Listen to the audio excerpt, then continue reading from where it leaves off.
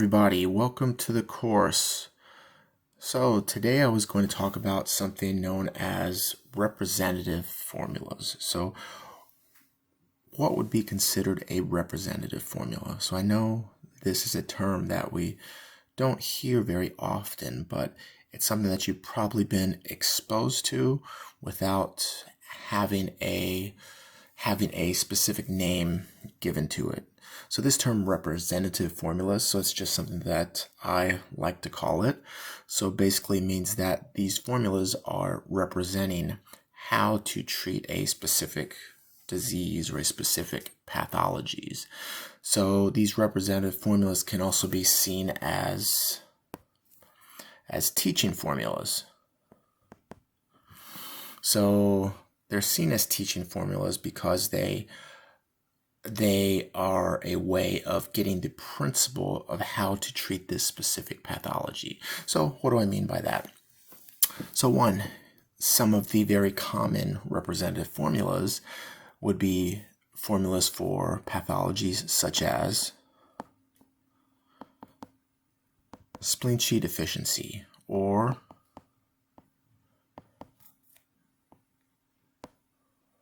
liver qi stagnation, or kidney yin deficiency, or kidney yang deficiency. So these are just a few of the very common representative formulas. So there are others out there. So for example, real quick, so liver blood deficiency. So these are all pathologies that are very commonly seen in the clinic, and most of you probably already have a specific formula that comes to mind when you see these, and sometimes that specific formula is the representative formula.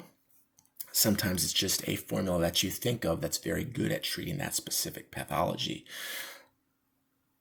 and usually even if it isn't the specific representative formula, usually that formula is going to be considered a modification. So for example, spleen qi deficiency. So right away, I think most of you are probably going to think of Si Jun Zi Tang. And if that's what you thought of, you'd be correct. But some of you may think of formulas like Liu Jun Zi Tang or Bu Zong Yi Qi Tang or Shen Ling Bai Zu San. So even if you thought of those formulas, because truthfully, clinically, those formulas are much more commonly used, but they would still be considered modifications of the core principles behind Si Jun Zi Tang that represent how to treat spleen qi deficiency. So today, that'll be one of the formulas that we go over. So to give you an idea of how you can look at these ingredients to get an understanding of the concepts behind how to treat spleen qi deficiency. So some of the other very common formulas that are used. So liver qi stagnation. So San would be considered a representative formula for how to treat liver qi stagnation because those ingredients represent a principle of movement on how to treat liver qi stagnation. Then kidney yin deficiency. So Liu Wei Di Huang Wan, kidney yang deficiency. Sini Tang, liver blood deficiency. Su Tang. So basically, we can think of a representative formula or a teaching formula is the smallest or one of the smallest formulas that has all the core ingredients that represent how to treat a specific pathology. So getting into it, so let's take the first formula, so spleen qi deficiency, for example. So let's move this over here. So if you look at Si Jun Zi Tang for spleen qi deficiency, so this is why it's very important to remember the ingredients to the formulas. So real quick, so what would the ingredients of Si Jun Zi Tang be? So if you're not sure, take a moment. You can pause the video and go and look it up. So it just gives you a test to see if you remember those ingredients. So you're always told that this is a very important formula. You have to know the ingredients. You have to know the functions, the indications. You have to know what it's used for. And it's true. It's a very important formula, but it's probably one of the most important formulas that you never use in the clinic, yet you use it every day. So what do I mean by that? So one, the ingredients to Si Jun Zi Tang. So you have Shen, Baizu, Ling, and Zi Gan Cao. So Si Jun Zi Tang, so again, very important formula, but you'll see that most people will default to using what they would consider stronger formulas at tonifying the spleen. So for example, instead of using Si Jun Zi Tang, they might use Liu Jun Zi Tang or Shangsha Liu Jun Zi Tang, or they might use something like Buzong Tang again. So those formulas are probably more commonly used than Si Jun Zi Tang. But again, all of those formulas are just modifications of the core principles behind Si Jun Zi Tang. So Si Jun Zi Tang is a representative formula on how to treat spleen qi deficiency. So what that means, again, is that we can look at these ingredients, and one, you should remember the ingredients, but they also give you a principle into understanding how to treat spleen qi deficiency. And if you understand that principle, then you don't necessarily have to use these herbs. You can use whatever you want to use. You can use acupuncture to reach that principle on how to treat spleen qi deficiency. So, but when you understand this principle, it also helps you to better remember what the ingredients are in that formula, so that if you do want to modify a formula, you have a place to start. So this is how you start to look into modifying your own formulas, because you understand the core principles behind it. And we'll go into a few modifications of this formula, Si Jun Zi Tang, and try to show you how the modifications, how they just emphasize different aspects of this formula, Si Jun Zi Tang. So these ingredients, so Ren, Shen, Baizu, Ling, Zi Gan Cao. So how do they teach you to treat spleen qi deficiency? So one, we have to look at what the meaning is behind them, but also we have to look at what is spleen qi deficiency. So how would you know that a patient has spleen qi deficiency? So some of the very common signs and symptoms a patient might have. So they might have poor appetite. They might have fatigue. They might have some signs of dampness, like water retention or bloating. You might also see a very common sign is that they have loose stool.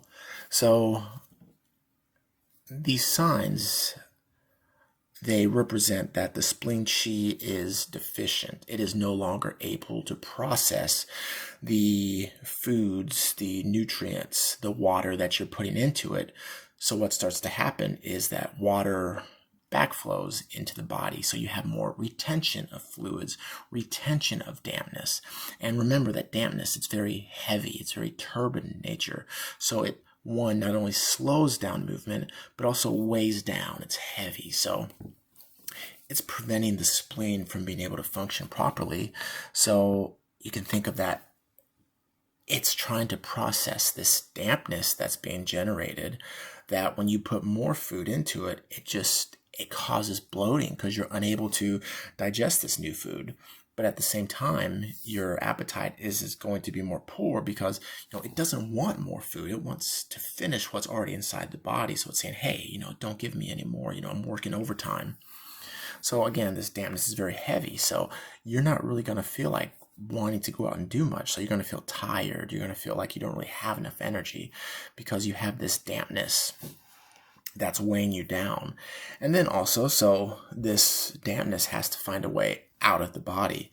And so you'll see that there are some common ways of your body getting rid of this dampness. So one, it could get rid of dampness through urination, but also you'll see as far as with the spleen, that one of the ways that it tries to get rid of this dampness is through the bowel movement. So because there's more water, there's more fluid, the patient starts to have more loose stool. So we can look at this formula, Si Jun Zi Tang, that it's a way of trying to get your body to have more energy, trying to function more efficiently. It's trying to get rid of that fluid that's weighing it down, at the same time reignite that fire to get it to function more efficiently. So the ingredients in this formula, Ren Shen Bai Zhu Fu Ling Zi Gan Cao, they represent how to do that. So one, you can think of that. Usually when I'm teaching courses, I like to use this this analogy. So it's an analogy of you have a cup, and this cup, let's get a different color, it's full of water. So when we look at it, so this cup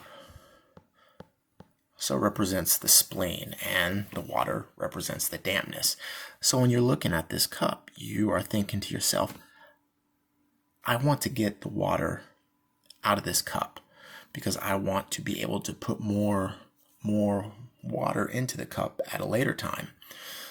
If you don't get rid of the water in this cup, it just sits there, becomes very turbid, nasty. You start to see algae building up because it's just sitting there. It's not moving. So we want to get the water out of that cup so we can use it at a later time, so we can make better use of this cup.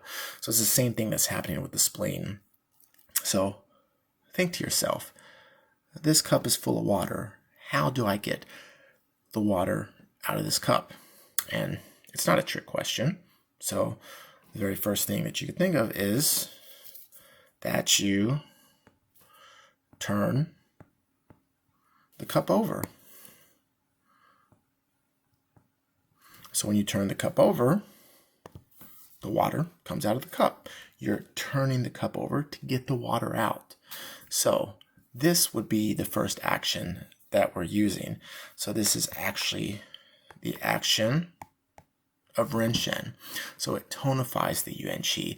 It gives the body more energy. It gives it more ability to be able to process things. So you can think of that you're tired. You don't really want to do anything. That cup is just sitting there. It needs some type of movement to turn that cup over. So in this case, your body needs some type of movement to get that spleen to start working again. And that's what Ren Shen does. It gives the body that movement to get the water out of the cup. Well, it gives the body the movement to turn the cup over. So the water is coming out of this cup, and let's say that the hole in the cup, so say it's more like a bottle. So in this case, so if it's a bottle, so there's a bottleneck to where the water is not able to come out of it. So you want to increase the ability of the water to come out of that bottle. So what is going to do that? Which of these herbs is going to increase the body's ability to expel water? And so probably right away, you'd be thinking of Fu Ling. And that would be correct. So Fu Ling, remember, it drains dampness. It makes the body promote urination to get rid of that dampness. So remember, one of the symptoms that we talked about with spleen qi deficiency was that there's loose stool. So there is an abundance of water inside the body. And your body's trying to get rid of it. But when you force it through the stool, so it's going to affect the body to digest foods, to metabolize foods, to get nutrients. So you don't want to just have all your fluids going out the stool. So you also want to be able to bring it out through the urination, because you want them both to function properly. So in this case, what Fu Ling does is it directs some of this fluid that's going through the stool out through the urination.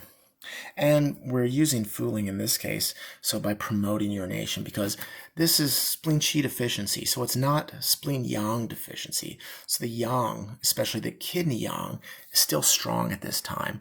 So because the kidneys are strong, it's okay to promote urination. But if we start to look at something like spleen yang deficiency, so when the spleen yang is deficient, you're starting to see that the kidney yang is going to start to become deficient at a faster rate. So in this case, what would the representative formula of spleen yang deficiency be? So, if you remember, so this would be a Tai-Yin syndrome from the Shanghan Lun. And the representative formula for that was Li Zhongwan. So you should remember that Li Zhongwan and Si Jun Zi Tang, they're almost the exact same formula. Almost, except for one ingredient. So the ingredient in this case for Li Zhongwan, so we still have Ren Shen. We still have Baizu. We even still have Gancao. But what we do is we take out the Fu Ling, we get rid of the Fu Ling, and actually what we use is Ganjiang. And to segue for a moment, when we look at the history of Chinese herbs, of formulas, actually Li Zhongwan came first. This would be considered a classical formula. So this formula is from the Shanghan Lun. So this would be a core formula. So Si Jun Zi Tang actually comes much later. So Si Jun Zi Tang would be considered a modification of Li Zhongwan, to where they're saying that the kidney yang, the kidneys, they're fine, they're sufficient.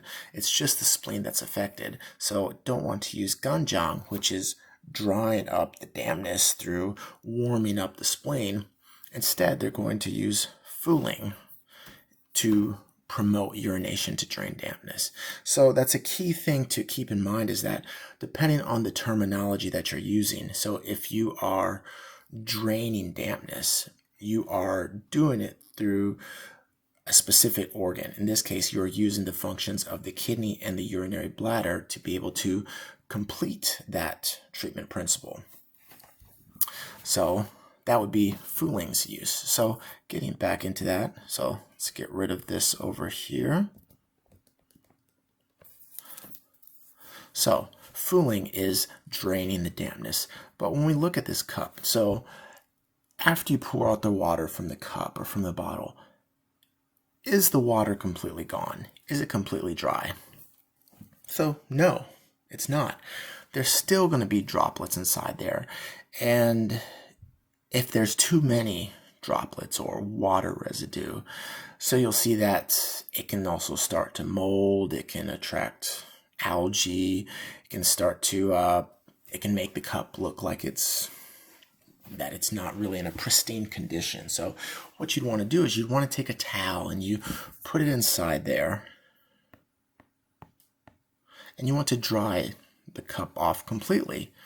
So by putting this towel inside here and drying it out, so now which function are we using?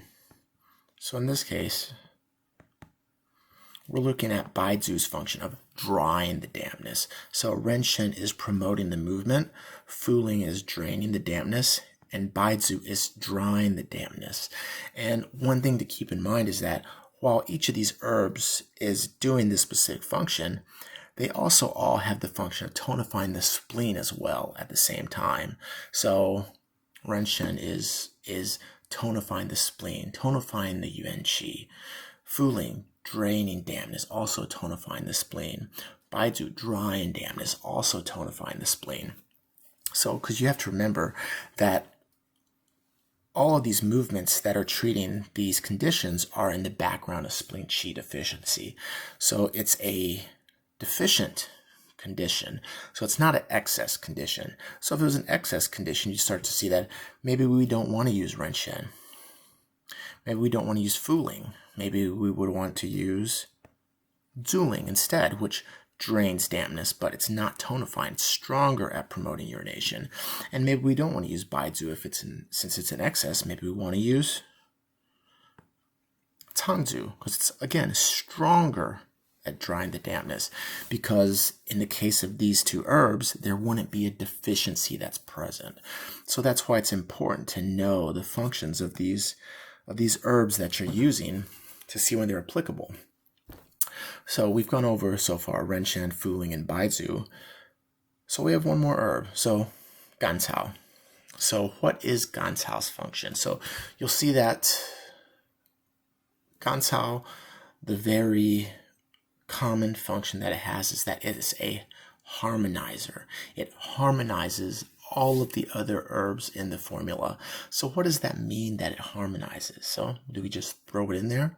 So want to harmonize, you use a harmonizer like Gancao when you are using herbs in a formula that go in several different directions. So when they're going in more than 2 or 3 directions, that's when you'd want to use a harmonizer, because you don't want each of those herbs doing its own thing independently. So you want them to work together fluidly. So that's why you want a harmonizer. So remember, Gancao, it's sweet. Because it's sweet, it means it slows down the movement. Because when you have herbs that are doing their own thing, they're going in different directions, you want to slow down their movement so that they work together. So what Gancao does, so it prevents you from, let's say you're trying to do all the actions of Ren, Shen, Fu, Ling, and Baizu at the same time, you just end up throwing the water. So you just end up throwing the water all over the place and sticking the towel in at the same time.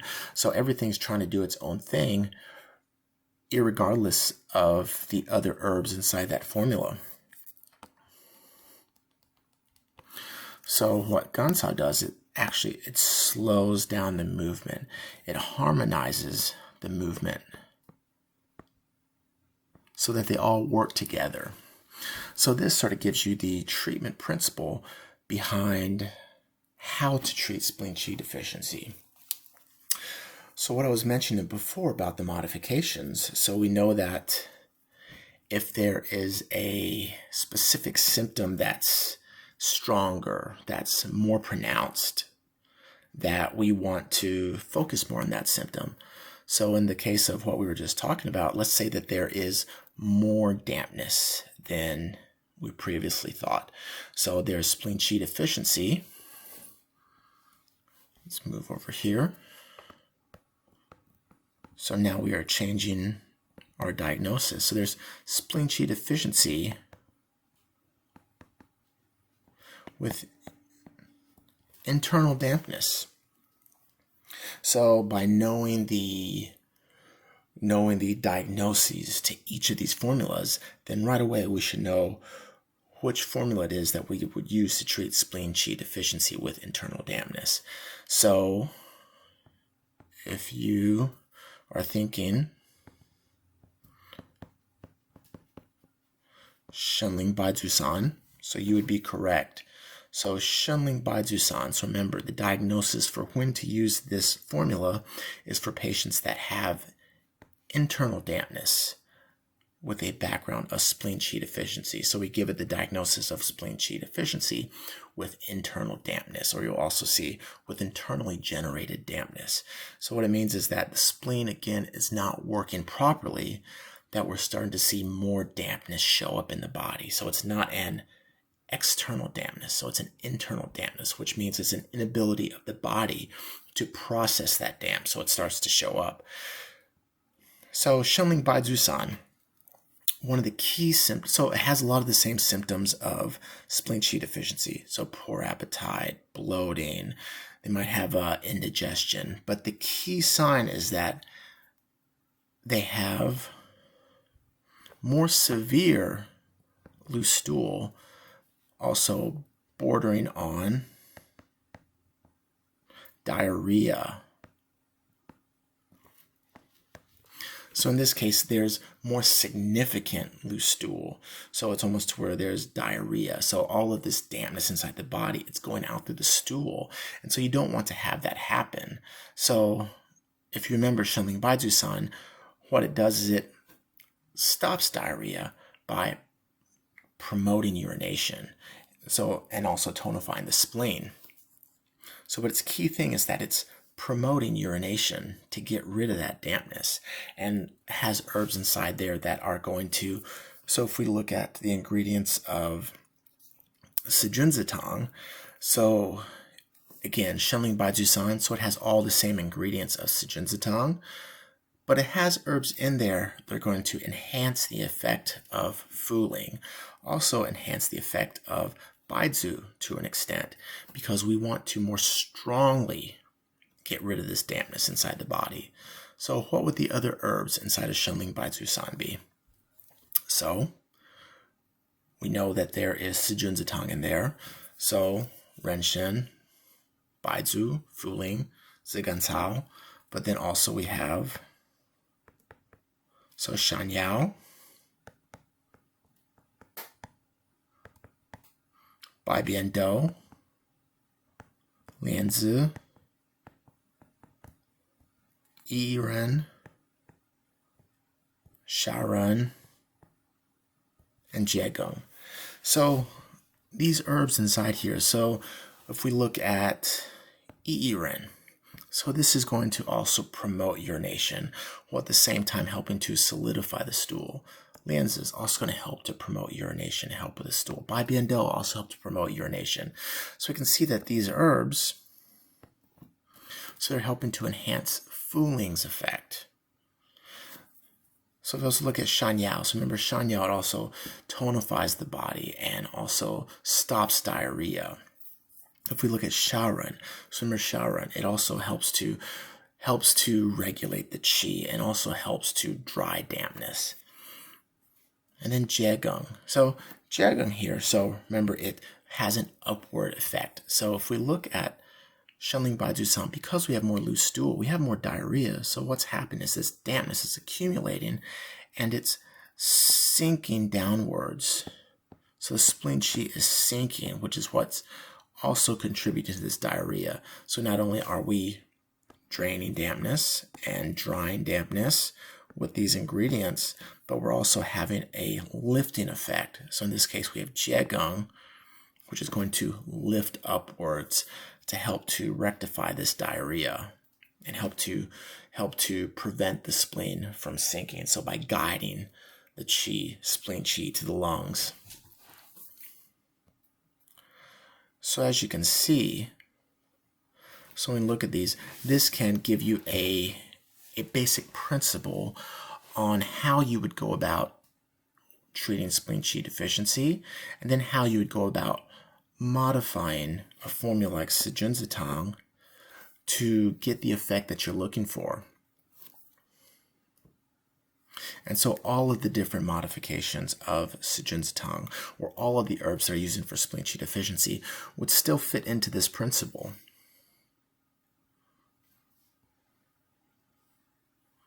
So we can also look at another formula real quick.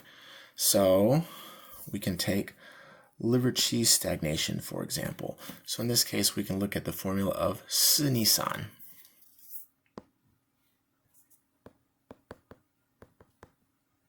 So Si Ni San, so it's used for, so from the Shanghan Lun, it's used for cold extremities, along with Si Ni Tang, which is also used for cold extremities. But even though they both say Si Ni, so Si Ni, so for cold extremities, it's for a completely different type of pathology. So Si Ni Tang is for, Si Ni Tang, T-A-N-G, is for cold extremities due to kidney yang deficiency. So there is a true cold that's present that's causing these cold extremities. Si Ni San, on the other hand, so S-A-N, so Si Ni San is for cold extremities due to qi constraint. So actually with Si Ni San, we can look at it that it's more for a true heat false cold. So in this case, the false cold would be the cold extremities. The true heat would be the constraint that's happening inside the torso, that's happening above the extremities. So when we look at Si Ni San, so the cold extremities probably be delegated more to just the tips of the fingers. So you touch their fingers, they'll be cold, but if you touch their forearms, you touch the upper part of their body, it's usually going to be warm because this is not a true cold. It's a false cold. Whereas if we look at Si Jun Zi Tang, so for yin yang deficiency, you touch their hands, they'll be cold. You touch their forearms, they'll probably also be cold. So their whole body will tend to be cold because there's a true yang deficiency that's present. So if we look at the ingredients of Sinisan, so this cold extremity, so remember, it is due to qi stagnation that's causing the cold extremities. So looking at the ingredients of Sinisan, so we have chai hu, zhishi, bai xiao, and again, we have Zi Gan San inside there. So taking the same thing that we just talked about into consideration, so how do these 4 herbs, chai hu, zhishi, bai xiao, and Zi Gan San, how do they represent how to treat liver qi stagnation? So what happens when you have liver qi stagnation? So one, everything is stuck together. So all the qi is stuck, it's not moving, so it leads to constraint. So if it doesn't move, if the qi doesn't move, eventually it leads to blood stasis. So if the qi is not moving, the blood's also not going to move. So with qi stagnation, you might have pain that wanders, gets worse with stress, the patient tries to sigh a lot, and if that qi stagnation is not treated, eventually they start to have more sharp pain, more stabbing pain. They go from having maybe a red tongue with red sides, now they start to have more of a purple tongue because this qi stagnation is starting to prevent the blood from moving, so it's leading to more blood stagnation or blood stasis. So how does Sinisan rectify that? So if we have something, so you imagine you have this dough or this ball of dough that's over here. So we can think of this as qi stagnation. And we want to break this dough apart. We want to break up that stagnation. So how do we do that? So just think to yourself for a moment. If you wanted to break up this ball of dough, how would you do that? Well, you'd probably grab it. So one, you'd grab the top and you would pull upwards. So what is that? That would be the function of chai hu by going up. But then also you'd also want to go downwards as well. So which function would that be? So here we have zhishi. So chai hu and zhishi. So we have one ascending herb with one descending herb. So to help to break up this qi stagnation. So what does bai xiao do? So remember bai xiao, it's sour, it's astringent. So actually it slows down, it prevents chai hu from ascending too much. So remember, since it has more of a sour and astringent effect, so it has more of a inward action. So chai hu goes up, zhishi goes down, but bai xiao, so it helps to preserve the yin. It protects the yin with its inward movement. So it prevents chai hu and zhishi from damaging the body too much. Well, at the same time, remember that along with chai hu, it's also harmonizing the qi. And so then when we look at Zi Gan San, so what is Zi Gan San's function? Again, we said it harmonizes. So same thing here. Again, we have herbs that are going in multiple directions. So chai hu with its upward action, zhishi with its downward action, bai xiao with its inward action. So Zi Gan San as a harmonizer, it slows down those movements so that one herb isn't acting particularly stronger than another herb. And so then we can start to look at, so this gives you the treatment principle on how to treat liver qi stagnation. You want to break things up, so you want to move them around in the body. So if we look at this, so how do we look at this and what other herbs can we look at? So what would be a progression of liver qi stagnation? So one formula that we can look at would be chai hu, Shu Gan San. So remember, Hu Shu Gan San, it also has the diagnosis of liver qi stagnation. So it's diagnosed usually just liver qi stagnation. So some of the signs and symptoms they would have is they have hypochondriac fullness and pain. They might say they also have irritability, abdominal pain. This is liver qi stagnation that's become more severe towards turning into blood stagnation. So the reason that I mentioned Hu Shu Gan San, because this is just a modification of San. So we look at the ingredients to Hu Shu Gan San. So again, we have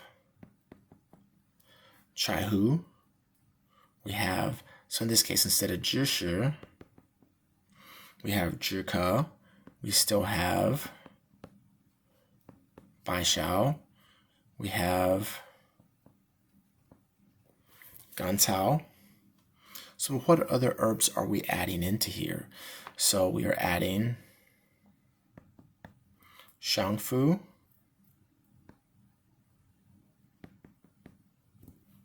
Chuanxiong, and Chenpi into this formula. So we can see that Hu Shu Gan San is just San plus Shangfu, Chuanxiong, and Chenpi, and we changed the Zhishi into Zhike. So the same thing that we mentioned before from San, so it still applies. But then when we look at the use of Shangfu, Chuanxiong, and Chenpi, so Chuanxiong. So Chuanxiong, remember that it's from the invigorate the blood category.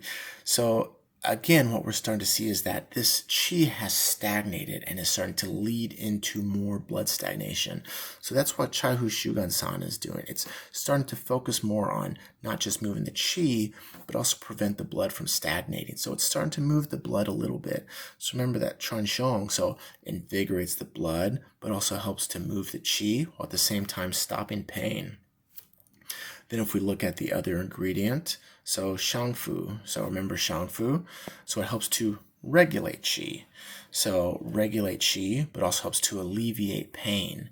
So it's a strong herb at helping with liver qi that's become more stagnated, and that's especially causing the patient to have a hypochondriac pain.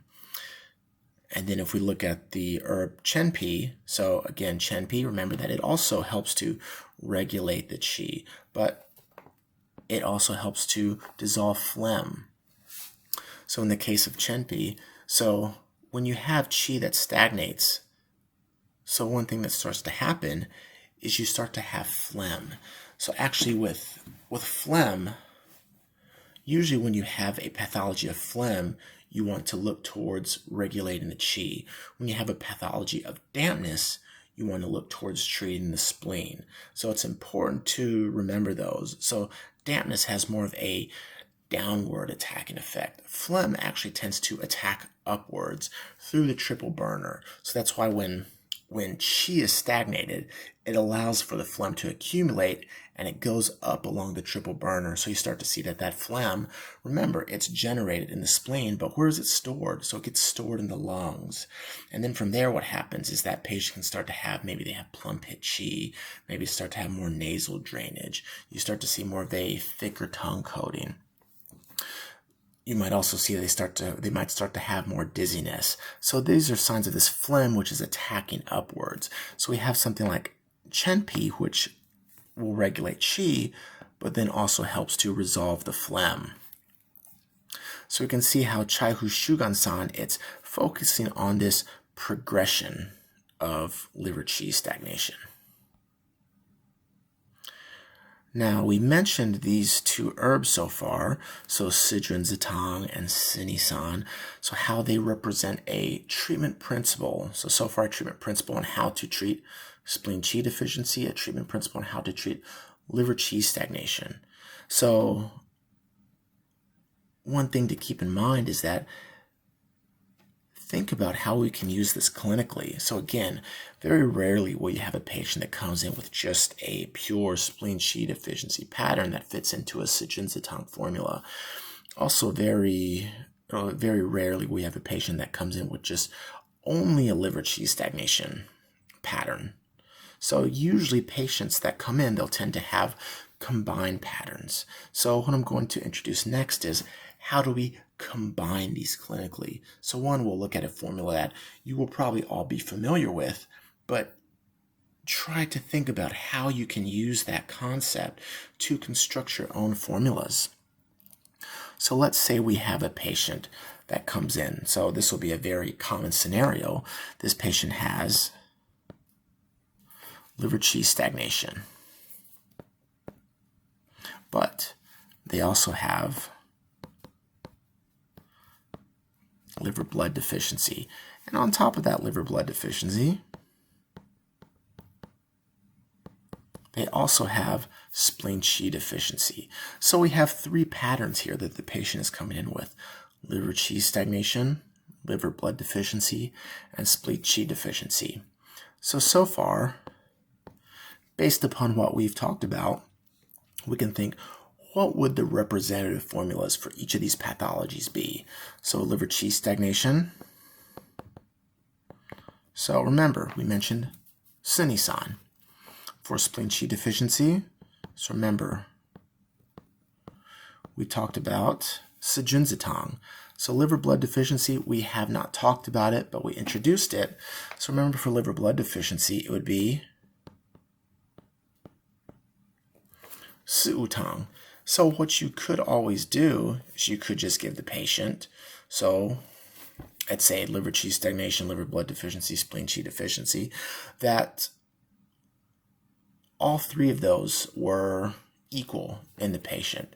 So what you could do is you can give the patient 1/3 Shen, 1/3 Si Wu Tang, 1/3 Si Jun Zi Tang.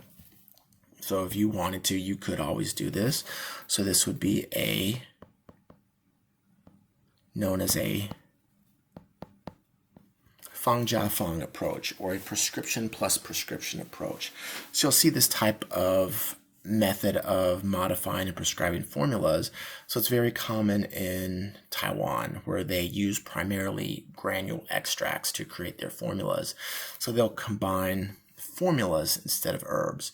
So in this case, they could combine Shen, Si Wu Tang, Si Jun Zi Tang, and you can always modify this based on what the patient has. So for example, let's say they have more liver qi stagnation than the other two. So maybe you, instead of 1/3, 1/3, 1/3, maybe for that patient, you would want to use, so 1/2, then 1/4, and 1/4, because you want to focus it more on the liver qi stagnation. So this is one way you could do it, but let's say you don't want to do that. You don't want to give three different formulas to the patient. You want to create a formula for the patient. So think about that for a moment. So how would you go? Which formula is there that matches this diagnosis of liver qi stagnation, liver blood deficiency, and spleen qi deficiency? So if you're familiar with the diagnosis for the formula, so you would know the formula that matches that pattern specifically, so is Xiao Yao San. So the diagnosis for Xiao Yao San is liver qi stagnation with blood deficiency and underlying spleen qi deficiency. So that is what Xiao Yao San treats. And so based on what we've been going over, based on that, Xiao Yao San should have a combination inside there of Shen, Si Wu Tang, and Si Jun Zi Tang. So again, you're trying to get the principle of those formulas. It doesn't mean you have to use all the ingredients in that formula. So if we look at Xiao Yao San, so what are the ingredients in Xiao Yao San? So we have chai hu, we have dangui, bai xiao, baizu, fuling, we have zigantao, and we have paojiang, or sometimes you'll see shengjiang, and then we also have boha. So looking at these ingredients, do we see Si Jun Zi Tang, Si San, and Si Tang? So, if we look at these first 5 ingredients, so we have the combination of chai hu, and bai xiao. So remember those 2 herbs, so it was from Si San. So, but why did we get rid of the zhi shi from the formula? So one, remember, zhi shi is it goes very strongly goes downwards. It breaks up qi. The diagnosis for this formula is we have a patient with spleen qi deficiency. So we don't want something that descends too strongly and breaks up the qi too strongly. So we get rid of the zhi shi and we just use chai hu and bai xiao. So we also said the patient has spleen qi deficiency. So remember what we talked about of Ren Shen, Baizu, Fu Ling, and Zi Gan Cao. So in this case, we can just look at Baizu and Fu Ling. So we have the Dui Yao on how to treat spleen qi deficiency. Baizu and Fu Ling representing Si Jun Zi Tang. And then also we said there is blood deficiency. So remember, for blood deficiency, we had Si Tang. So in this case, if we look at the ingredients of Si Tang, so we have Dangui and we have Bai Xiao that are inside of this formula. So these would be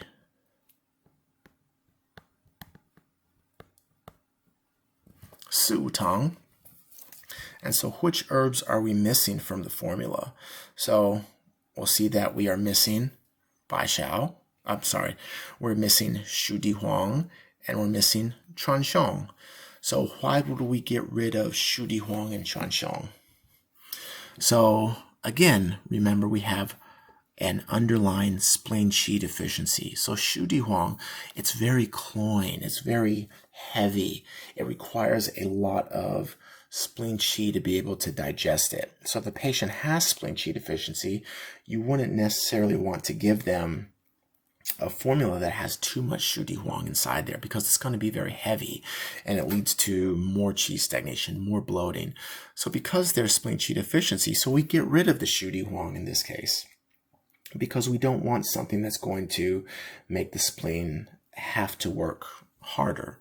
And Chuan Xiong, so remember, this patient has spleen qi deficiency, so we don't want there to be too much movement. So remember, anytime you're moving blood, it's also going to move qi. So in this case, we get rid of the Chuan Xiong because, again, the patient has spleen qi deficiency. So you can see here what we have left: Si San, Si Tang, and Si Jun Zi Tang, represented with Chai Hu, Dangui, Bai Xiao, Baizu, and Fu Ling. And then also we have Zi Gan Cao, which is the harmonizer, which holds the whole formula together. And Zi Gan Cao, remember, we see this in the formula Si San. We also see it in the formula Si Jun Zi Tang. So let's say that this patient, they had more significant blood deficiency, but maybe the qi deficiency wasn't as strong. Maybe the qi was stronger. There wasn't as much qi deficiency. So actually there's another modification of Xiao Yao San that they call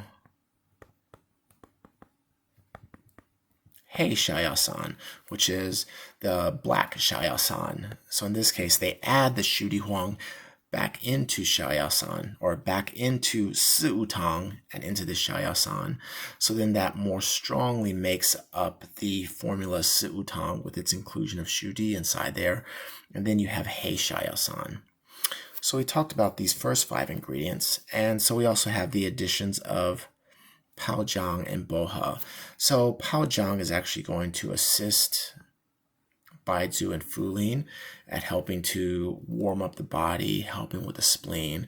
Then also with Xiao Yao San, because there is spleen qi deficiency, there might be some bleeding as well. So especially if you're using it for a gynecological symptom or syndrome. So that's why we have Pao Jiang inside here. And then we also have Bohe. So remember, Bohe is also going to assist Chai Hu and Bai Xiao in helping to move the qi, helping to harmonize the qi.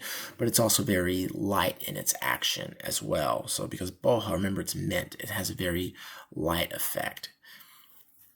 So now you can see here, this is how we've decided to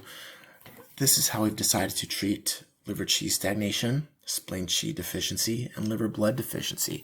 So we've taken the concept that we've just gone over of looking at these representative formulas, and we've shown you how to, one, understand the ingredients in that formula, but also how to modify those ingredients and how to combine those formulas. So when you see the different formulas, the other formulas that you're learning, so try to find out what the smaller core formula is inside of these larger formulas. And usually you'll see that there tends to be some ingredients that overlap for a specific pathology. So again, for example, you might see very similar ingredients. So with Sinisan, similar ingredients that are from Si Jun Zi Tang. So even when you look at a formula like, let's say, Liu Wei Di Huang Wan for kidney yin deficiency, you'll see a lot of different modifications of Liu Wei Di Huang Wan, hoping to treat the progressions of kidney yin deficiency. So this is just an introduction on these representative formulas or these teaching formulas. So if this is something that everybody likes, if it gets popular, so I'll probably introduce some more of these. So take care, everybody. So remember to try to contemplate what it is that you're studying. Try to have a better idea. Try to look at the concepts, not necessarily memorize the ingredients or memorize how other people are treating. What's important is that you want to understand the concept behind how you're applying the medicine, because you want to be able to make this medicine your own and have your own understanding. So that's when you'll really be able to understand how to apply these treatments on your own, because no two patients are going to be the same. And what's important is understanding the concept so that you can manipulate them to be able to treat a variety of different patients. All right, thank you. Good luck and keep on studying.